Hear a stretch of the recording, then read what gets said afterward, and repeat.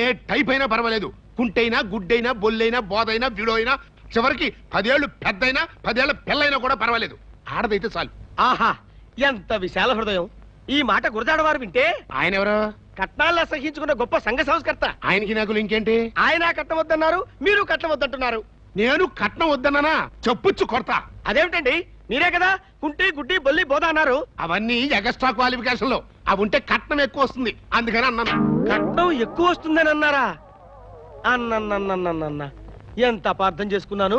పోతే పెళ్లి చూపులు శని ఆదివారాలు సెలవు దినాల్లో మాత్రమే జరగాలి. వై? అబ్బాయికి బోల్డ్ శాలరీ, 10 దినాల్లో అయితే జీతం బొక్క. ఓహో. ఇంకో ముఖ్యమైన విషయం, పెళ్లి చూపులు మధ్యాహ్నం 12-2 గంటల మధ్యలోనే జరగాలి. అదేం టైం అండి? లంచ్ టైం అంటే మా అందరి భోజనాలు వాళ్లే భరించాలి. ఐసి. ఇకపోతే అప్ అండ్ డౌన్ ఆటో ఛార్జీలు కూడా వాళ్లే పెట్టుకోవాలి. చిత్తం. మరి నా ఫీజు మాట ఏమిటి? ఆడపిల్ల